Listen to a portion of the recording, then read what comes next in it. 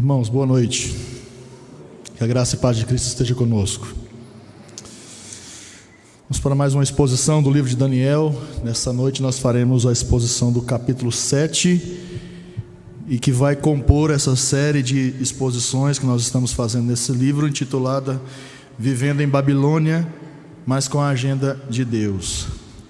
Vamos então a esse texto. Abra a sua Bíblia, Daniel capítulo 7. Vamos fazer a leitura de todo esse texto.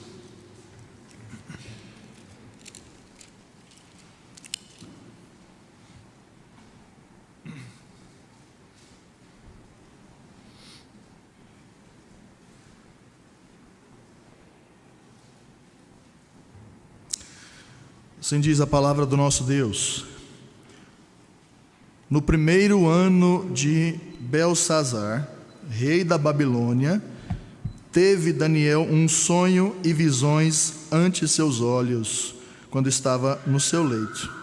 Escreveu logo o sonho e relatou a suma de todas as coisas. Falou Daniel e disse: eu estava olhando durante a minha visão da noite, e eis que os 4 ventos do céu agitavam o mar grande.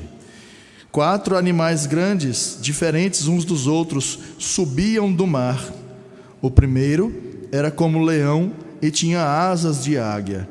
Enquanto eu olhava, foram-lhe arrancadas as asas, foi levantado da terra e posto em 2 pés como homem, e lhe foi dada a mente de homem. Continuei olhando, e eis que o segundo animal, semelhante a um urso, o qual se levantou sobre um dos seus lados, na boca entre os dentes, trazia 3 costelas, e lhe diziam: levanta-te, devora muita carne. Depois disso, continuei olhando, e eis aqui outro, semelhante a um leopardo, e tinha nas costas 4 asas de ave, e tinha também este animal 4 cabeças, e foi-lhe dado domínio. Depois disto, eu continuava olhando nas visões da noite, e eis aqui o 4º animal, terrível, espantoso e sobremodo forte, o qual tinha grandes dentes de ferro. Ele devorava e fazia em pedaços, e pisava aos pés o que sobejava. Era diferente de todos os animais que apareceram antes dele, e tinha 10 chifres. Estando eu a observar os chifres, eis que entre eles subiu outro pequeno, diante do qual 3 dos primeiros chifres foram arrancados. E eis que neste chifre havia olhos, como os de homem, e uma boca que falava com insolência. Continuei olhando até que foram postos uns tronos, e o ancião de dias se assentou. Sua veste era branca como a neve, e os cabelos da cabeça como a pura lã. O seu trono eram chamas de fogo, e suas rodas eram fogo ardente. Um rio de fogo manava e saía de diante dele, milhares de milhares e o serviam, e miríades de miríades estavam diante dele. Assentou-se o tribunal e se abriram os livros. Então estive olhando por causa da voz das insolentes palavras que o chifre proferia.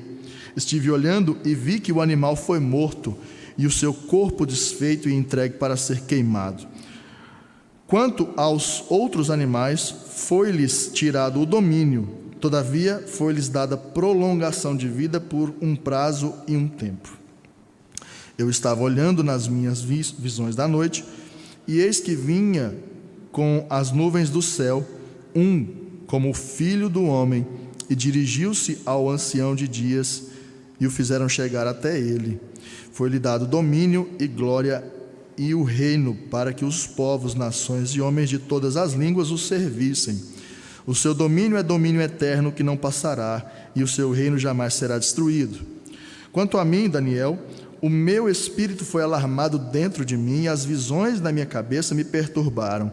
Cheguei-me a um dos que estavam perto, e lhe pedi a verdade acerca de tudo isto. Assim ele me disse e me fez saber a interpretação das coisas. Estes grandes animais, que são 4, são 4 reis que se levantarão da terra. mas os santos do Altíssimo receberão o reino e o possuirão para todo sempre, de eternidade em eternidade. Então tive desejo de conhecer a verdade a respeito do quarto animal, que era diferente de todos os outros, muito terrível, cujos dentes eram de ferro, cujas unhas eram de bronze, que devorava, fazia em pedaços e pisava aos pés o que sobejava. E também a respeito dos 10 chifres que tinha na cabeça, e do outro que subiu, diante do qual caíram 3, daquele chifre que tinha olhos e uma boca que falava com insolência e parecia mais robusto do que os seus companheiros. Eu olhava, e eis que este chifre fazia guerra contra os santos e prevalecia contra eles, até que veio o ancião de dias e fez justiça aos santos do Altíssimo. E veio o tempo em que os santos possuirão o reino. Então ele disse: o quarto animal será um quarto reino na terra, o qual será diferente de todos os reinos, e devorará toda a terra, e a pisará aos pés, e a fará em pedaços. Os 10 chifres correspondem a 10 reis que se levantarão daquele mesmo reino, e depois deles se levantará outro, o qual será diferente dos primeiros, e abaterá a 3 reis. Proferirá palavras contra o Altíssimo, e magoará os santos do Altíssimo, e cuidará em mudar os tempos e a lei. E os santos lhe serão entregues nas mãos por um tempo, 2 tempos e metade de um tempo. Mas depois se assentará o tribunal para lhe tirar o domínio, para o destruir e o consumir até o fim. O reino e o domínio e a majestade dos reinos debaixo de todo o céu serão dados ao povo dos santos do Altíssimo. O seu reino será reino eterno, e todos os domínios o servirão e lhe obedecerão. Aqui terminou o assunto. Quanto a mim, Daniel, os meus pensamentos muito me perturbaram, e o meu rosto se empalideceu, mas guardei essas coisas no coração. Amém. Queridos, que texto, né? Eu considero que nós não podemos entrar nesse texto, na interpretação desse texto, sem algumas ferramentas teológicas. O grande problema que nós encontramos, muitas vezes problema pessoal que nós temos, é que nós queremos encarar a Escritura de modo simplista demais. Nós entendemos que outras ciências do conhecimento humano, elas precisam ser profundamente entendidas para que haja de fato por exemplo, uma prestação de serviço que de fato entregue uma confiança. Então, por exemplo, quanto mais estudado e mais diplomas um médico tiver, melhor, e você considera isso bom, porque há certa complexidade no que ele faz. E nós gostamos disso, nós gostamos dessa complexidade, de perceber que estamos nas mãos de alguém que se preparou para isso, e entendemos a complexidade de todas essas coisas. Na interpretação da Escritura não pode ser diferente. Nós estamos lidando aqui com a complexidade do ser de Deus. Nós não podemos entrar na Escritura sem as devidas ferramentas teológicas, mínimas que sejam, para que a nossa interpretação dessa própria Escritura não seja ao nosso bel prazer. Então, olhando para a Escritura, ela se interpreta, e nós temos ferramentas teológicas que nos fazem entender esse texto. Então, quando nós olhamos para um texto dessa magnitude, e olhamos, por exemplo, para o livro de Apocalipse, há muita complexidade nisso, e que carecem de ferramentas teológicas para que a gente entenda de fato o que o texto quer dizer. Senão nós vamos incorrer naqueles riscos de pegar o que eu acho e colocar na Escritura, quando é o contrário, é o que a Escritura diz que forma aquilo que eu creio. Então, para que nós de fato entremos nesse terreno, nesse capítulo 7, que vai até o capítulo 12, que agora são as profecias, não podemos fazer isso de qualquer forma. Então, antes de entrar no texto, eu gostaria de caminhar com os irmãos, fornecendo algumas ferramentas teológicas para que os irmãos tenham essa noção e capacidade do que nós vamos fazer aqui hoje, e de fazerem por si sós nas suas casas, quando estiverem estudando os textos assim. Então, eu quero passar alguns slides para explicar aquilo que nós queremos nessa noite. Bom, nós temos aqui então, precisamos entender o tema de Daniel e de toda a Escritura. Esse texto, ele precisa estar linkado com o restante da Escritura. E como que nós fazemos isso? Nós entendemos que tudo começa aquilo que nós pretendemos nessa noite começa em Gênesis capítulo 3, verso 15. Abra a sua Bíblia nesse texto, por gentileza. Gênesis 3, verso 15. O texto nos diz assim. Aqui é a cena da queda, onde Adão e Eva pecaram contra Deus, e Deus está proferindo as suas maldições contra o homem, contra a mulher e contra a serpente. E essa palavra é para a serpente. E diz assim o texto: porém, inimizade entre ti e a mulher, entre a tua descendência e o seu descendente. Este te ferirá a cabeça, e tu lhe ferirás o calcanhar. A primeira questão teológica que você precisa ter em mente é: existe um enredo na Escritura, e precisamos entender que enredo é esse. Então, existem duas descendências rivais na Escritura. Como é que isso se dá? Abel e Caim. Existem duas descendências espirituais: a descendência do descendente da mulher, que é Cristo, e a descendência da serpente, são aqueles que não servem a Jesus Cristo. E a Escritura vai deixando esse paralelo no decorrer do seu enredo. Então, sempre na Escritura vai apresentar essas duas descendências rivalizando pelo poder. Então, o primeiro embate que nós temos pós-queda é justamente Abel e Caim, a descendência da mulher e a descendência da serpente.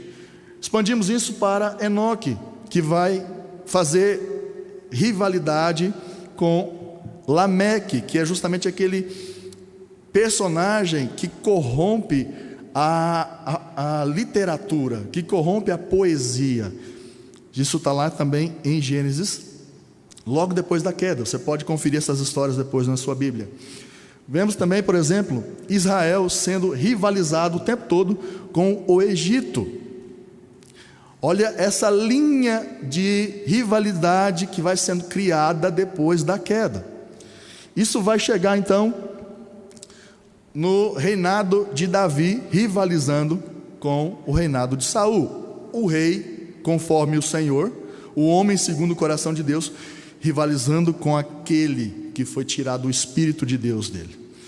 Então chegamos ao momento onde Jerusalém é rivalizada com Babilônia. Realidades espirituais sendo evidenciadas em contextos de cidades. Então nós chegamos no período da igreja, queridos. Esse período da igreja acontece sempre essa rivalidade do trigo contra o joio. Então perceba que a Escritura ela tem um norte desde o início. Nós não podemos ler nada da Escritura desconectada com essa história da redenção, onde o Senhor promete um redentor, mas Ele diz que há uma rivalidade acontecendo na Escritura. E você percebe que a partir dessa linha de rivalidade, essa rivalidade ela vai se expandindo, onde eram apenas indivíduos, famílias, se tornam agora civilizações inteiras. Jerusalém e Babilônia. Essa rivalidade contra Deus, ela sempre vai crescendo, e nós não podemos analisar a situação do mundo hoje apenas como um caos social. Isso é fruto da queda. Jerusalém, que é a cidade de Deus, rivalizando com Babilônia, que é a cidade dos homens. Agostinho, inclusive, vai escrever o seu livro Cidade de Deus baseado nessa questão. Se você ainda não leu esse livro, é uma indicação para que você leia Cidade de Deus, de Agostinho. E isso tudo, irmãos, vai culminar, essas duas descendências, o ápice dessa rivalidade, vai culminar aqui: Cristo rivalizando com o seu oponente mor, que é Satanás. E cada um conduzindo para destinos diferentes. O Senhor Jesus nos levando para uma outra cidade, a cidade que é a Nova Jerusalém, e Satanás conduzindo a sua descendência para o lago de fogo eterno. Essa é a história da Bíblia. É assim que você tem que entrar na Escritura. É assim que você tem que ler Gênesis a Apocalipse. Então, queridos, perceba que esse momento de Daniel é o momento em que nós estamos no meio de Babilônia, e o Senhor está revelando algo surpreendente para o seu servo a respeito dessas descendências, dessa rivalidade acontecendo o tempo todo. O gênero, é muito importante nós falarmos sobre isso. Qual é o gênero literário da segunda parte de Daniel, que vai do capítulo 7 ao capítulo 12? Para você entender também essa literatura, esse tipo de literatura, você precisa ter essa ferramenta nas suas mãos. Entender que tipo de literatura você está lidando. E a literatura que você está lidando é o gênero, o gênero é o apocalíptico, que vai interpretar as circunstâncias terrenas à luz do mundo sobrenatural, vindouro, além de influenciar a compreensão e o comportamento dos destinatários a partir da soberania divina. Irmãos, nós estamos tratando aqui de um gênero apocalíptico. É uma linguagem extremamente figurada, a mesma linguagem de Apocalipse, e ela traz essa carga, ela interpreta os dias atuais, os dias de Daniel, a partir de uma realidade superior. É como se o Senhor estivesse mandando recados para nós. Existe uma realidade superior acontecendo por trás de todas essas coisas em Babilônia. Então, adentre ao texto com essa outra ferramenta, sabendo que essa é uma linguagem apocalíptica, com as suas figuras e com a sua própria interpretação. Vamos falar então sobre o capítulo gêmeo desse capítulo 7, que é o capítulo 2. Vamos só relembrar o que aconteceu no capítulo 2 e as representações que ali estão.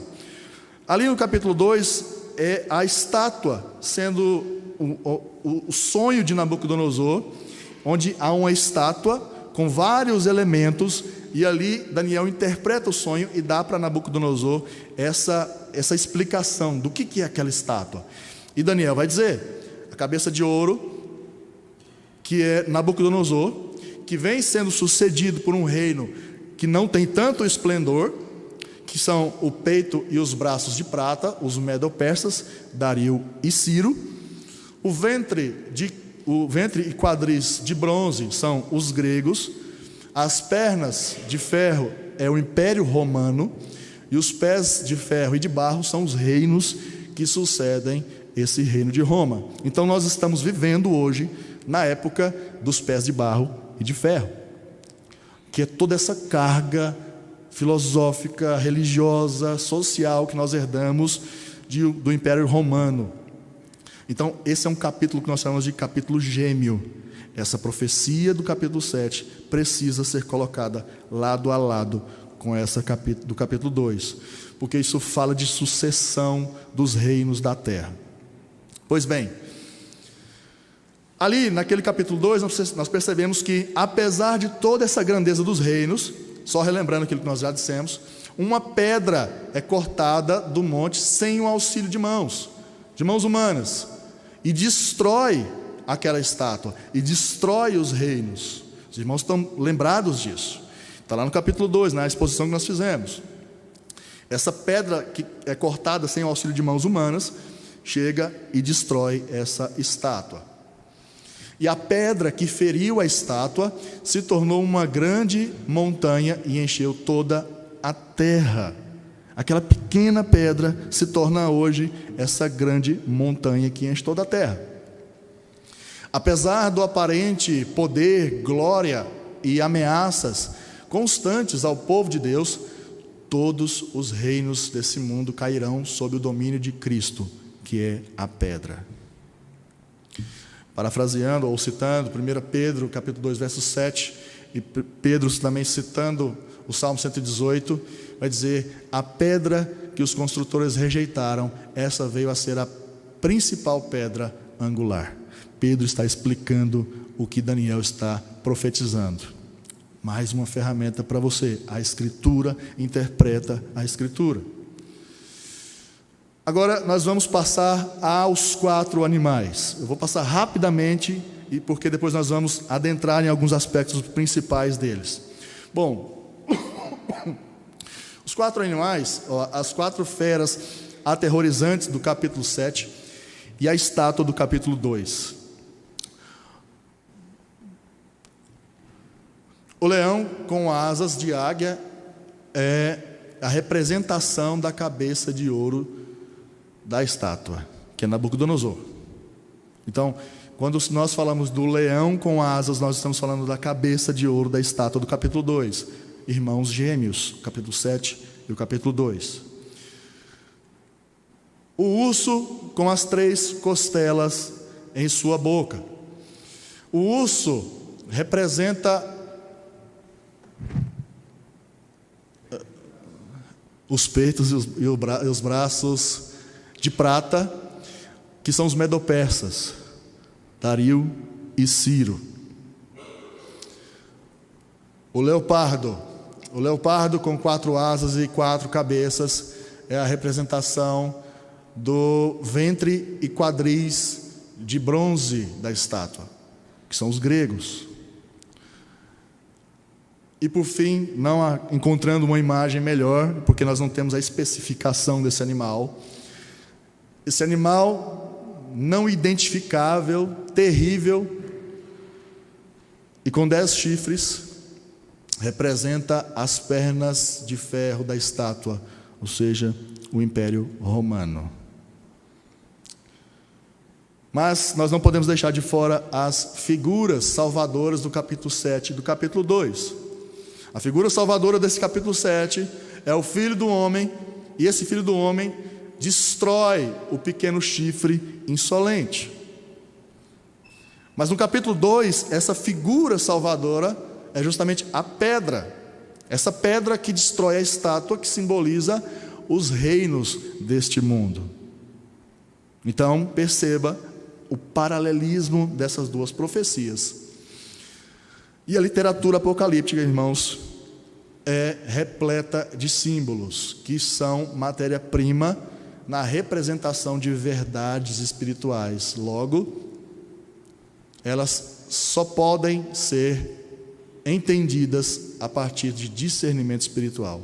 Você não vai conseguir entender esse texto se você não tiver discernimento espiritual. E essas ferramentas teológicas breves que nós demos servem para que você também tenha isso com você. Então, passadas essas coisas, esses slides, nós vamos entrar no texto. Queridos, nós estamos agora na segunda divisão do livro, as visões de Daniel. As tensões em nível de palácio, elas se encerraram. Nós não vamos mais tratar sobre a perseguição pessoal que o reino de Babilônia infligiu sobre o Daniel e seus amigos. Aqui agora nós estamos tratando de um futuro mais abrangente, que é o futuro da humanidade. É como se o Senhor estivesse dizendo: por trás de todas essas coisas, por trás de toda essa perseguição, existe uma carga espiritual por trás dela. E essa visão aponta para esses reinos cada vez mais fortes e cruéis que se sucedem na história. O cenário internacional, geopolítico, teológico, apesar desse aparente poder de Babilônia, não está à deriva ou à mercê daqueles que trabalham pelo poder. O Brasil, com toda a sua corrupção, com toda essa carga espiritual, apesar esse aparente poder da corrupção, não está à deriva. Todo esse livro de Daniel mostra que, apesar de tudo isso, o Senhor está no controle da história. E Ele vai levar a história para um fim pré-determinado. E essa é a chave para você viver uma vida sempre firmado nessa esperança. A sua esperança, meu irmão, minha irmã, não está firmado, não pode estar firmada em quem vai se eleger em outubro para presidente. Porque todos os reinos irão cair sucessivamente. Isso necessariamente vai acontecer. O livro de Daniel está aqui para que você saiba: não perca a sua fé, continue firme, porque o Senhor está conduzindo a história. Então, adentrando no texto, há um detalhe cronológico que eu espero que você tenha notado. No versículo 1, nós vemos que a visão ocorre no primeiro ano do reinado de Belsazar. Mas no capítulo 5, o capítulo 5 relata que esse rei já havia sido morto. Olhe, volte para trás, volte aí no capítulo 5. O versículo 30 vai nos dizer: naquela mesma noite foi morto Belsazar, rei dos caldeus. Bom, o que acontece aqui nesse texto? Daniel, ele decide simplesmente contar a história desse rei de trás para frente. Ele não quer fazer nenhum tipo de drama, ele não quer esconder o futuro, ele não quer criar nenhuma tensão onde a gente se pergunte: mas o que está acontecendo com Belsazar? Não, ele já quer resolver a história desse rei. E ele está dizendo: esse rei morreu. E aí, só então ele começa o seu relato daquilo que aconteceu durante o seu reinado, as suas visões. Então, há apenas aqui um detalhe cronológico que nós precisamos notar. Mas então, dividindo esse texto, nós percebemos que há duas grandes divisões nesse capítulo. A divisão onde Daniel recebe a visão, e a outra divisão onde ele tem a interpretação do anjo. Ele sonha, ele tem a visão e o anjo interpreta essa visão. Mas nós vamos dividir um pouco melhor, para que a gente tenha uma melhor compreensão do que o autor está querendo nos dizer. Pode tirar o slide, por favor, Nicolas, e acender a luz, por favor. Bom, a primeira parte desse livro vai do versículo 1 ao versículo 8, e é o relato do sonho e das visões. Daniel está dormindo, e ele é acordado, ele é transtornado, na verdade, ele não é acordado, mas ele é transtornado com visões que, segundo o versículo 28, o deixou extremamente perturbado. Imagine você, numa bela noite, sonhar com esse tanto de animal desse jeito.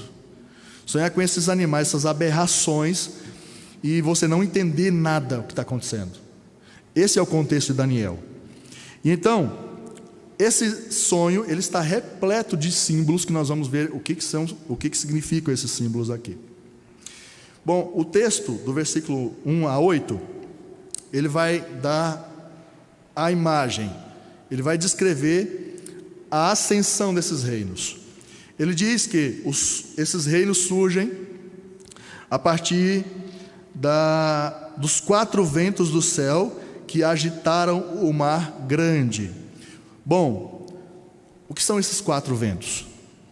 Esses 4 ventos, queridos, significa a fúria que agita o mar. Essa fúria que agita esse mar provém de todos os lugares da terra. Ventos que vêm dos 4 cantos da terra, os 4 ventos da terra representam essa totalidade da humanidade que está revoltosa. Ou seja, a influência do surgimento desses reis vem de todos os lados. Isso quer dizer que todos os locais da terra estão caídos, mortos nos seus delitos e pecados, e estão todos se levantando contra Deus. O mar grande, esses ventos filosóficos caídos que movimentam esse mar grande. O que é esse mar grande? Esse mar, querido, toda vez que essa linguagem apocalíptica ela acontece, e tem aqui a figura do mar, Apocalipse vai ter isso, onde o texto vai dizer que o mar já não existe. Quando a Escritura se refere ao mar, ela está querendo dizer que é um local de caos, é um local de confusão, onde a humanidade está revoltosa contra Deus. Então, unindo essas duas figuras, dos 4 ventos agitando o mar grande, isso quer dizer que esses animais, ou esses reinos que surgem de qualquer parte do mundo caído, e sempre emergindo desse caos filosófico, esse caos político, esse caos religioso caído, esse mar que é contra Deus. Então perceba que esses reinos surgem desse caos que é o mar agitado por essas influências humanas caídas dos 4 cantos do mundo. Pois bem, o texto avança e nós temos aqui as figuras dos animais. Nós não temos condições, queridos, de determinar a interpretação de todos os símbolos apocalípticos. Nós não temos a pretensão de entender todos esses elementos, mas nós vamos tentar explicar aquilo que conseguirmos. Percebam que esses animais, meus irmãos, eles são híbridos. Eles são híbridos fortemente contrários à boa criação de Deus. Quando nós olhamos para o livro de Gênesis, nós percebemos que o Senhor cria todos os animais conforme a sua espécie. E quando olhamos para esse texto, percebemos que eles são animais grotescos, contrários à boa criação de Deus, que estão indo contra aquilo que o Senhor criou. Então a primeira visão que você precisa ter desses animais é que eles são contrários àquilo que o Senhor pretende para a sua criação. O leão com asas de águia é justamente o rei Nabucodonosor. E quando você se lembrar lá do capítulo 4, Nabucodonosor teve a sua altivez quebrada, as suas asas foram cortadas. Ele teve essa altivez quebrada, lhe foi tirada a sua sanidade, e depois de um tempo foi devolvida essa sanidade para Nabucodonosor. E é justamente o que acontece com esse leão. O urso que se levanta sobre um dos seus lados, com 3 costelas na boca, e que lhe dizem para devorar muita carne. São os medo-persas, é Dario, é Ciro. E por que nós chamamos o império medo-persa? Porque foi a junção de 2 reinos, os medos e os persas. E por que esse urso se levanta sobremodo por um lado? Por que um lado fica mais alto? Porque desses 2 reinos, aquele que sobressai é o reino persa. É por isso que um dos reinos é mais alto. As 3 costelas provavelmente são nações que eles conquistaram.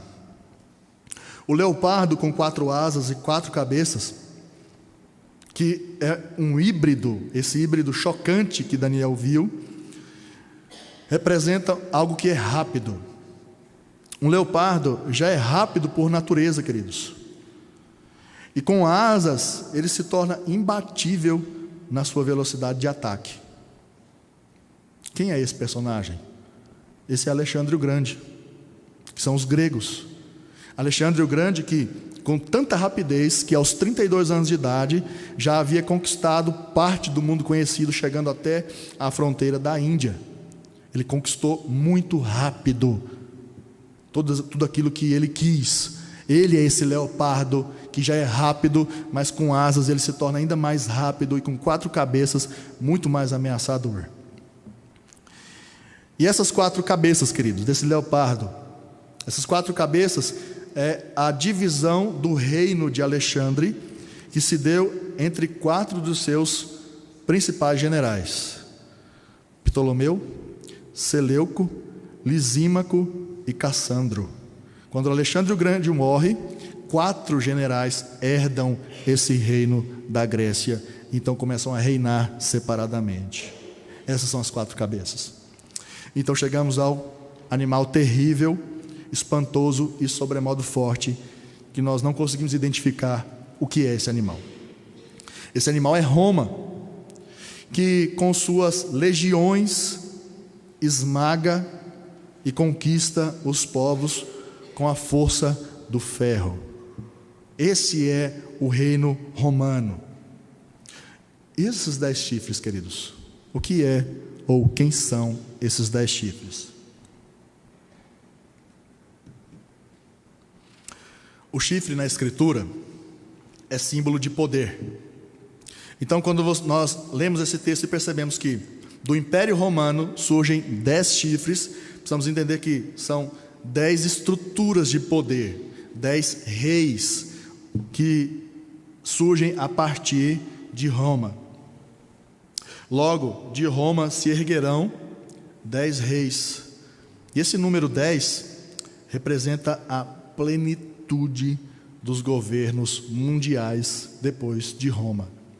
Isso quer dizer, irmãos, que o Império Romano ficou na história, mas a sua influência ainda existe até hoje. A sua influência, a sua boa influência, inclusive, a herança política, a herança do direito, mas a sua moralidade, ela vem sendo herdada por todos os reinos que se sucederam.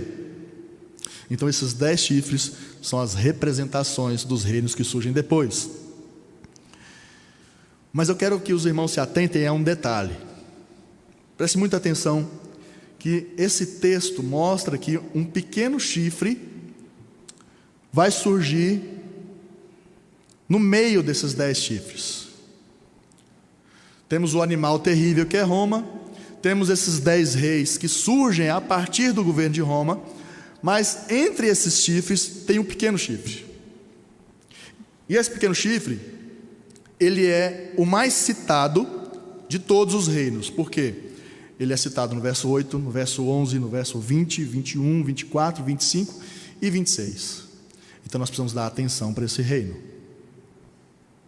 Bom, esse pequeno chifre representa um reinado que ainda está por vir.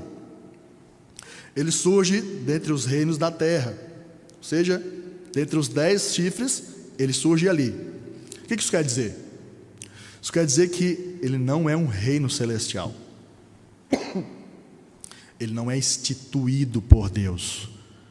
Ele é um reino que surge a partir do caos, do mar agitado, filosófico que nós temos contra Deus. Então, é um rei, mas não é o rei legítimo da humanidade. Apesar de pequeno, ele é muito hábil em derrubar reinos. 3 caem diante dele. Ele tem olhos e boca, ou seja, ele é um ser humano. Então aqui nós afastamos a ideia de algo que é puramente filosófico. Não, ele é um ser humano que irá se levantar. E ele falará com insolência contra Deus e perseguirá os santos. E ele mudará os tempos e a lei.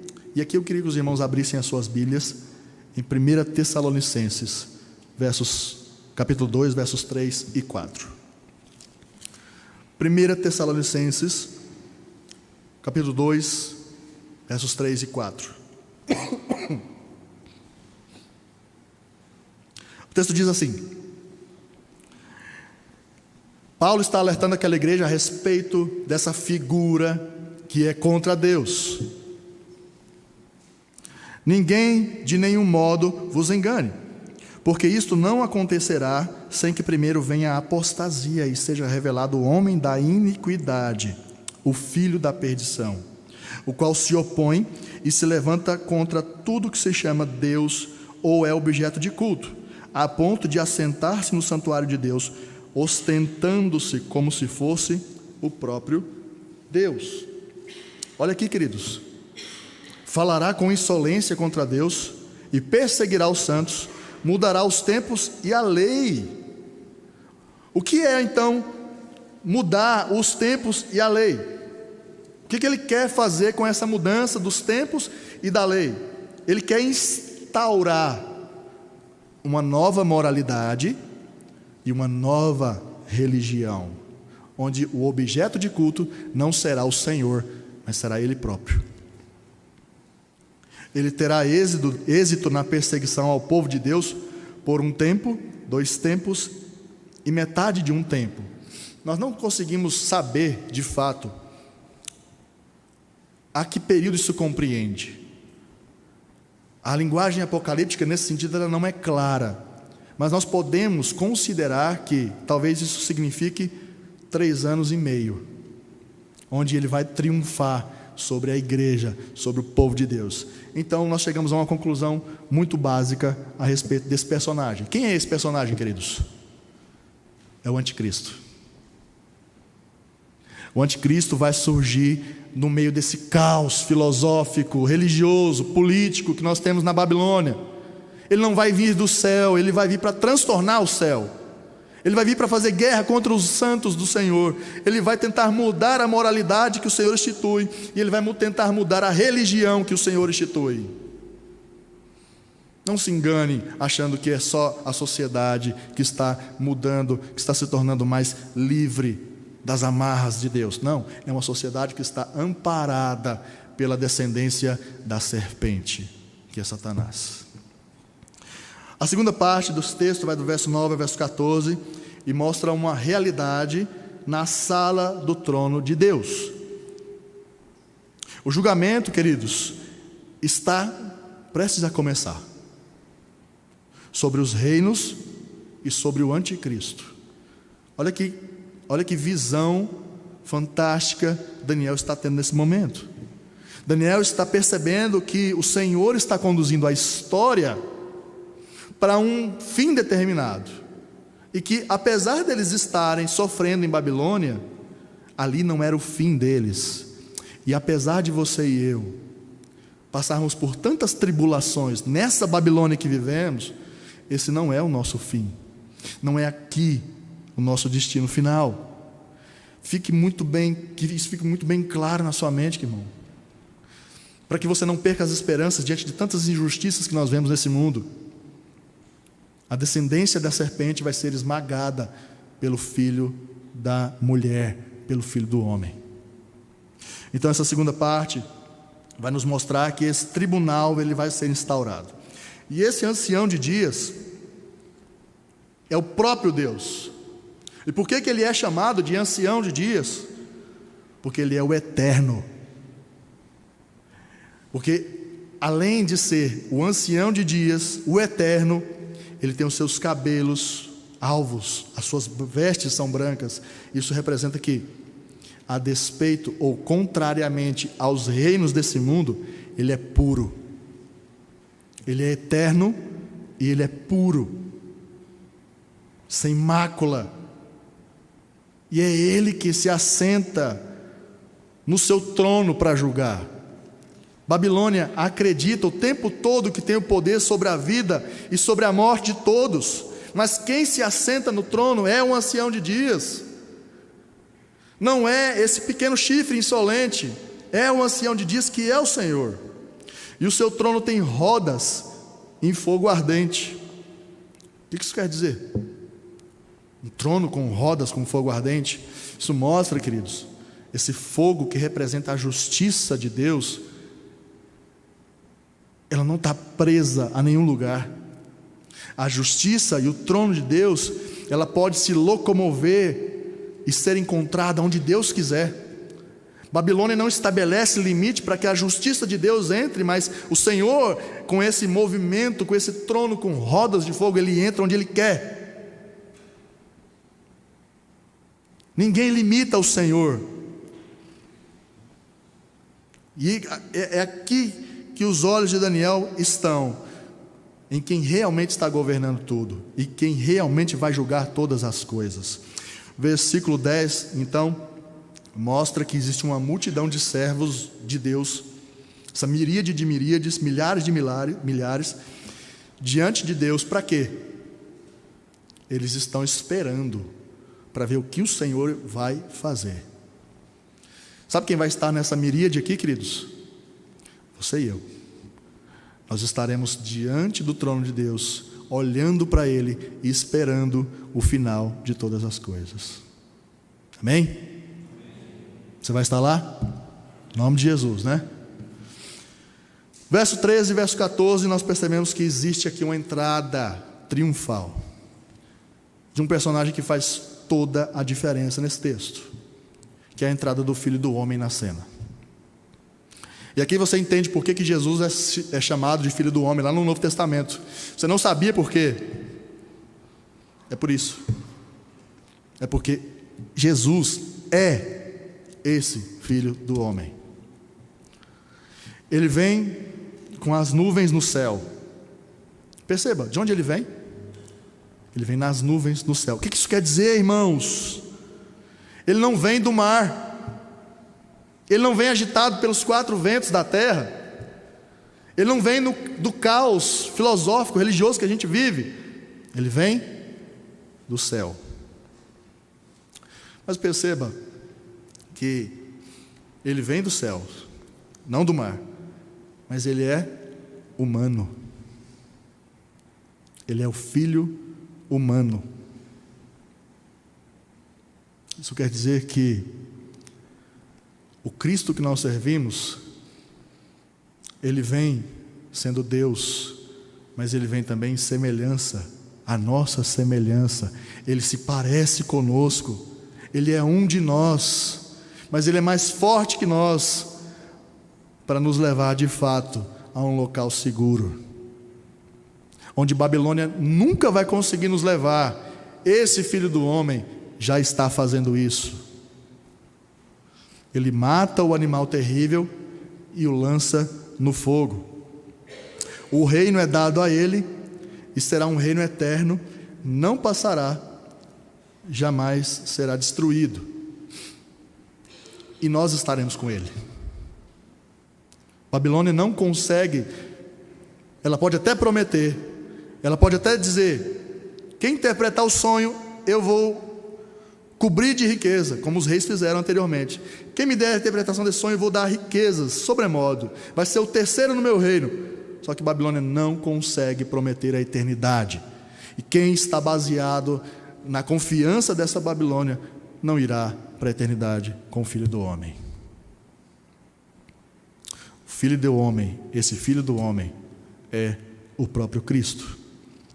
A terceira parte desse texto, que vai do verso 15 ao verso 25, são as interpretações do anjo dadas a Daniel, que nós já vimos.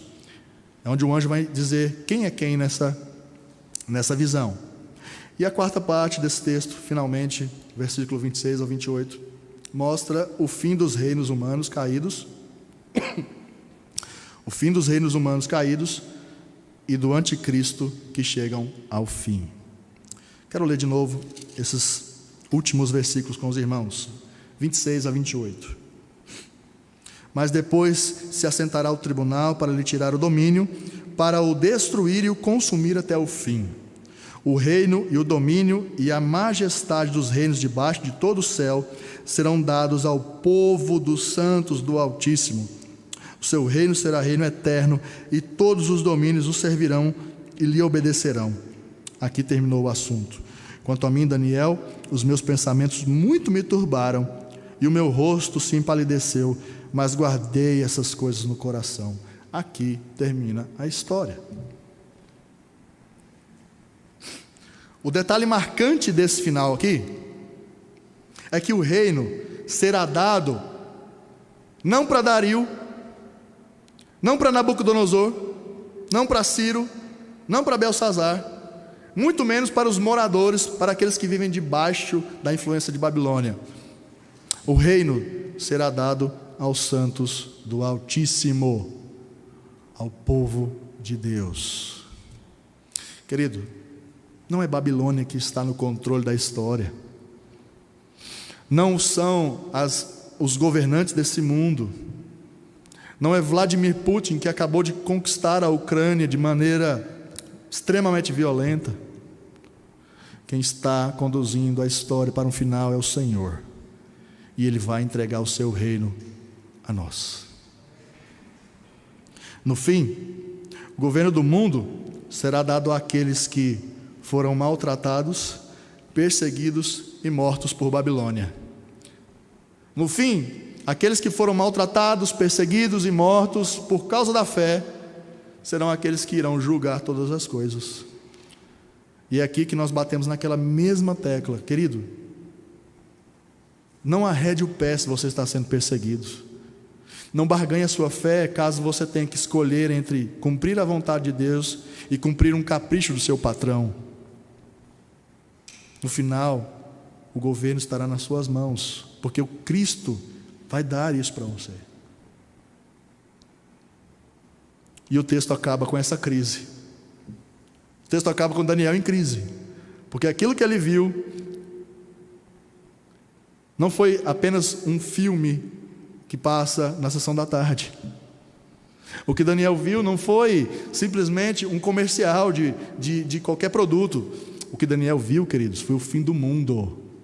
E ele percebeu que nesse fim do mundo, apesar de toda luta, toda perseguição, o Senhor está no controle de todas as coisas e vai dar o seu reino a nós. Deus não está nos bastidores da história, mas Ele ativamente a controla.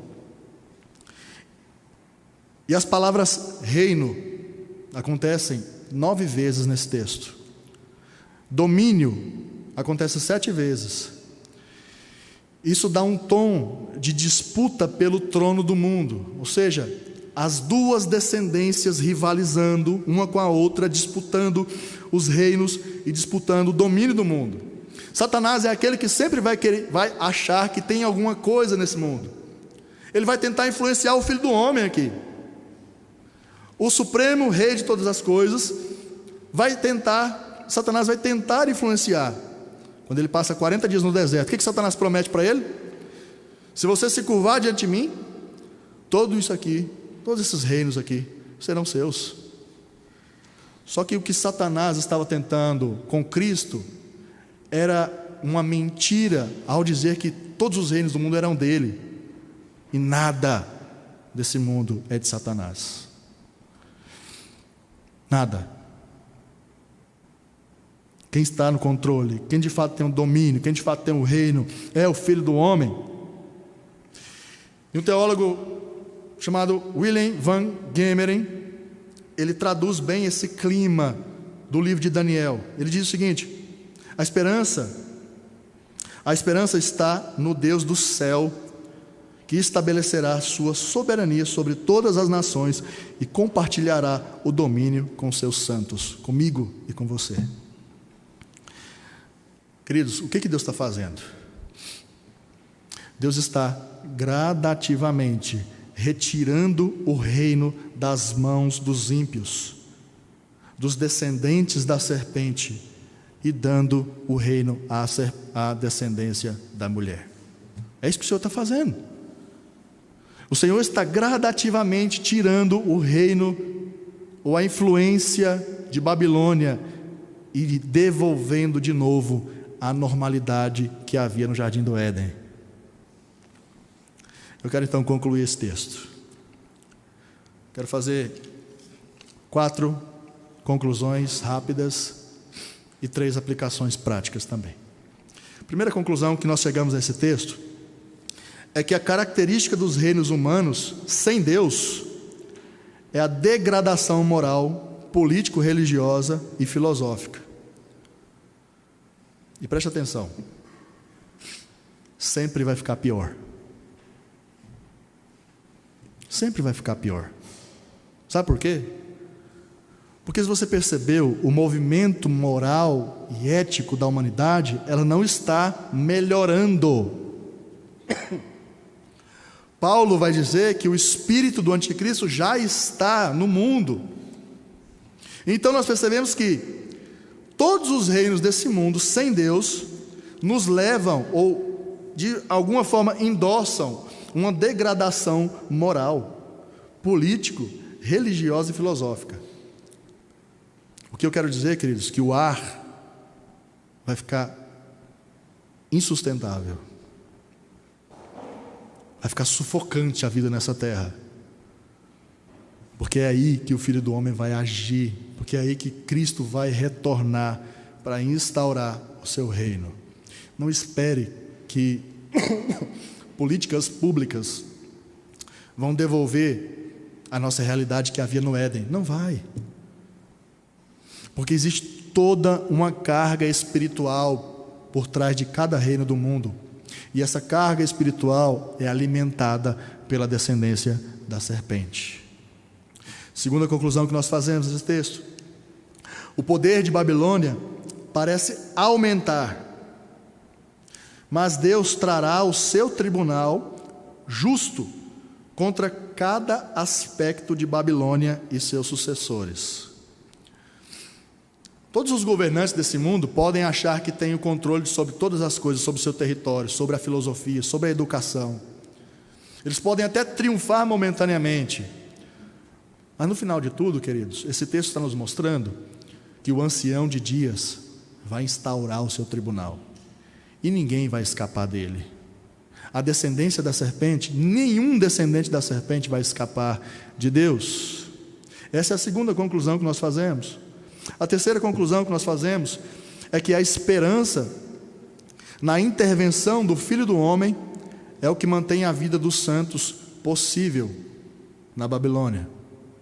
Sabe o que fez com que aqueles cativos em Babilônia permanecessem firmes a partir desse texto?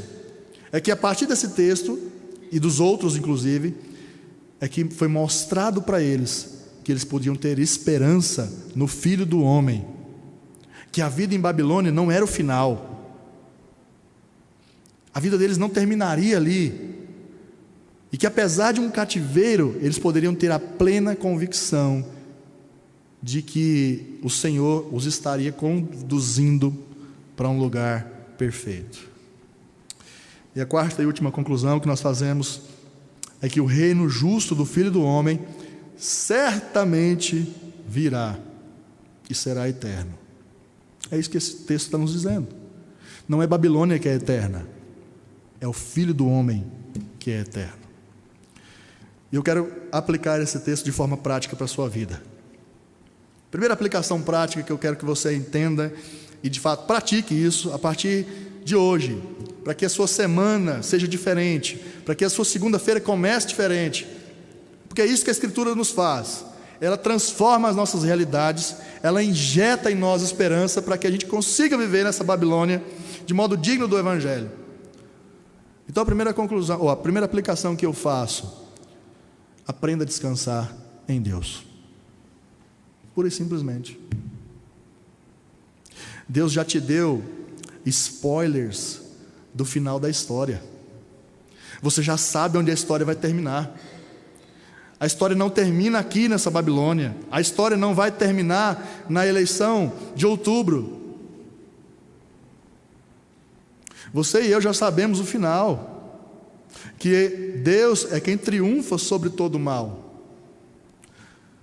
Descanse, pois você e eu somos governados por um Rei justo e que provê tudo o que nós precisamos.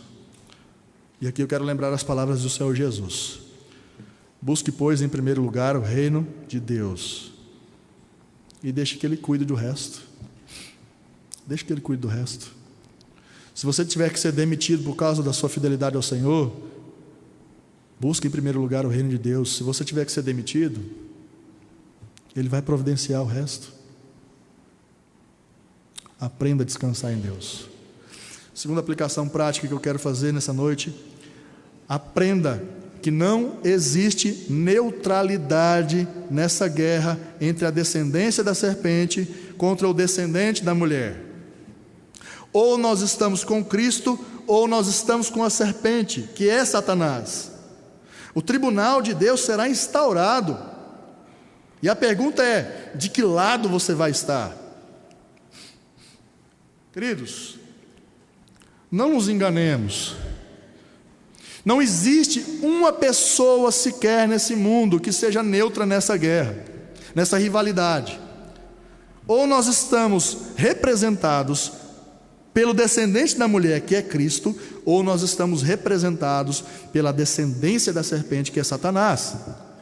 E eu quero dizer para você que ainda não tem um compromisso com Jesus Cristo, ou você que acha que essa vida religiosa que às vezes você leva, do tipo, quando eu passo na frente de uma igreja eu faço o sinal da cruz, quando eu sempre faço a minha oraçãozinha breve no final da noite, e acho que isso está de bom tamanho. Eu fui batizado na igreja. Quero dizer para você que às vezes isso é um puro verniz de religiosidade. E eu quero dizer para você que você está correndo um sério risco de achar que está sendo representado pelo Filho do Homem, quando na verdade você está sendo representado pela serpente.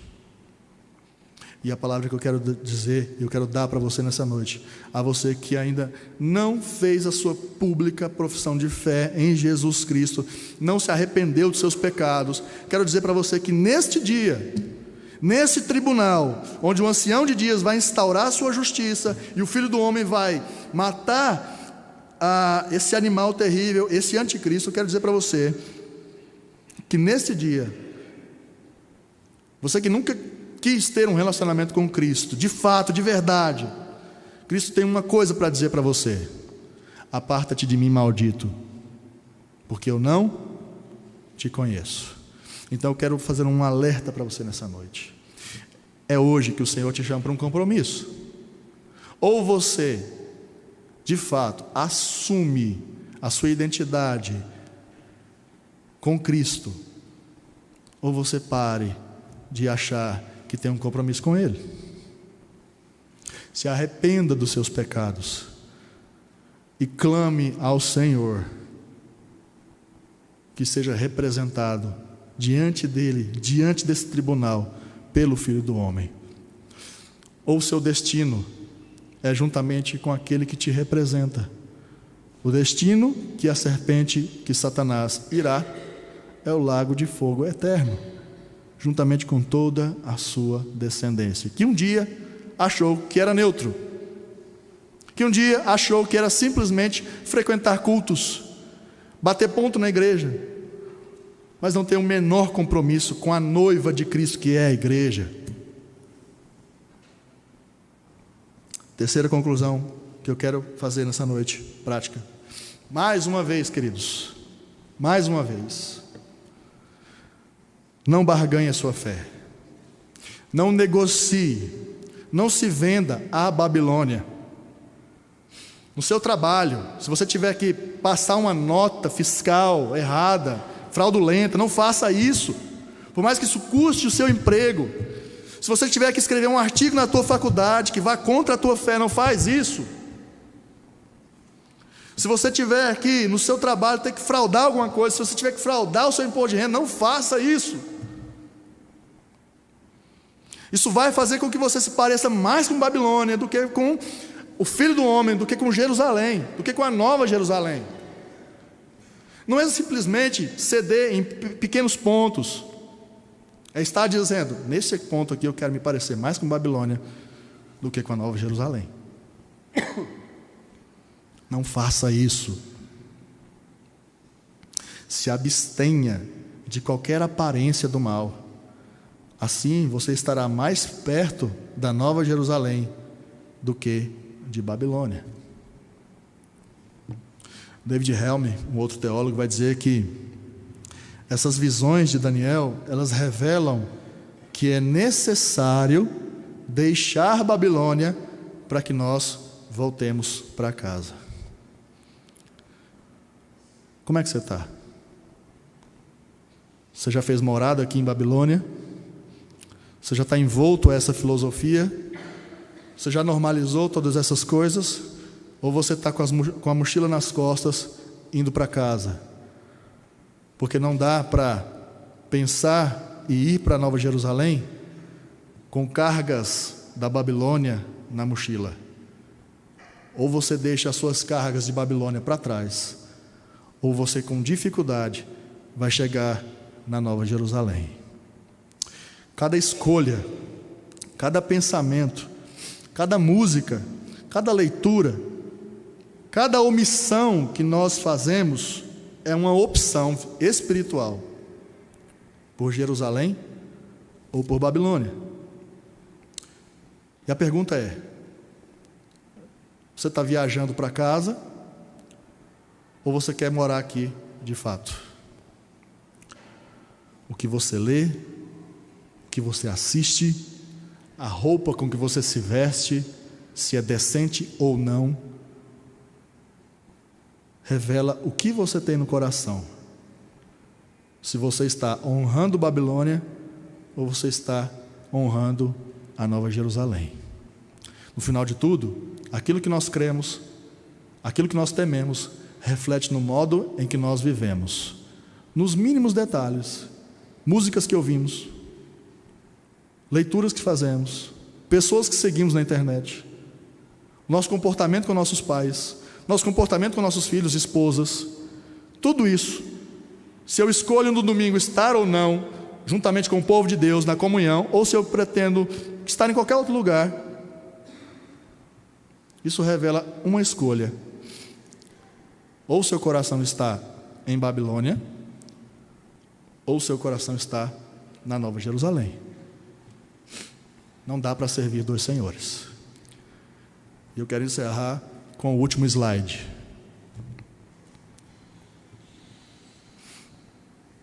Lembra aquele texto que nós lemos? Gênesis capítulo 3, verso 15, vamos todos lê-lo? Porém,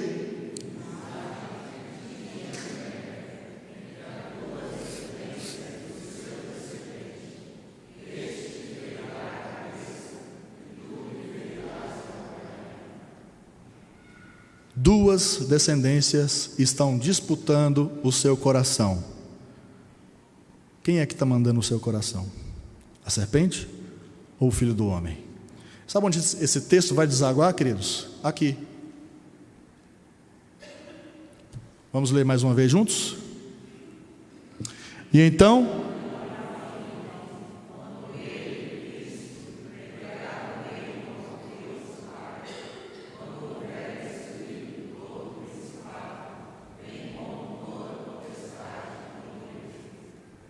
Quero que você tenha plena certeza nessa noite. Cristo está retomando o que o pecado roubou. Cristo está devolvendo o reino ao Pai. Você está em qual desses reinos? Como Agostinho muito bem escreveu no livro Cidade de Deus, onde você está? Você está na cidade de Deus ou você está na cidade dos homens? Eu desafio você a meditar nisso essa semana. Que Deus abençoe sua vida. E nós vamos apenas ouvir uma música que nos leva, inclusive, ao que nós falamos, a essa decisão por cada aspecto da realidade que diz que nós estamos ou em Babilônia ou amando a Nova Jerusalém.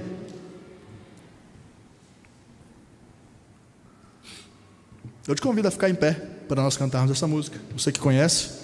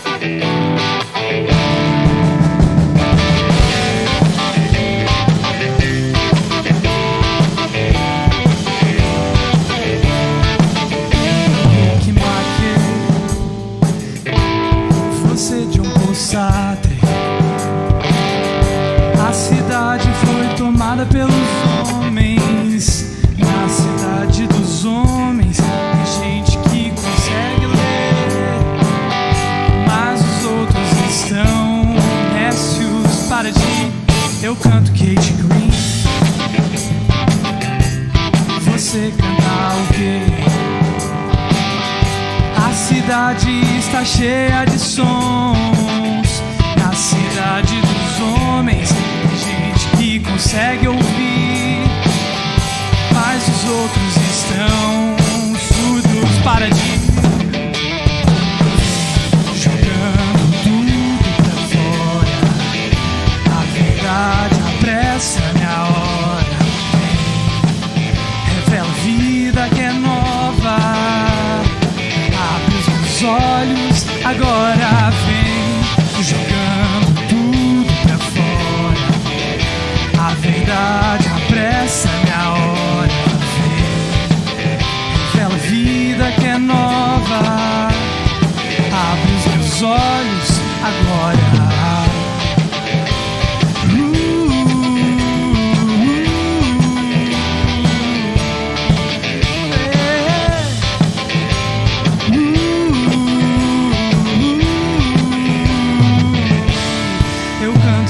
Escola de Rembrandt, você no dá certeza. És a vida que eu quero.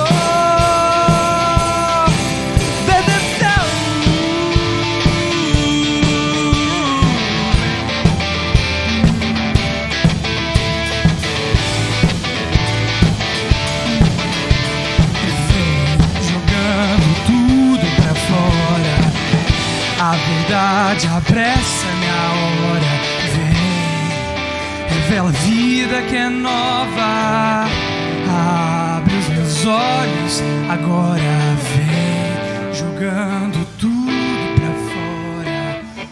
A verdade apressa minha hora, vem, revela a vida que é nova. Abre os meus olhos agora. Senhor Deus, nós te pedimos nessa noite que o Senhor de fato santifique a nossa vida, que nos faça entender que nós estamos indo para a nova Jerusalém, que precisamos nos despojar dessa Babilônia. Que nessa noite, Senhor Deus, tenham tido pessoas que de fato entenderam essa mensagem e que de fato, Senhor Deus, em seus corações se entregaram ao Senhor Jesus.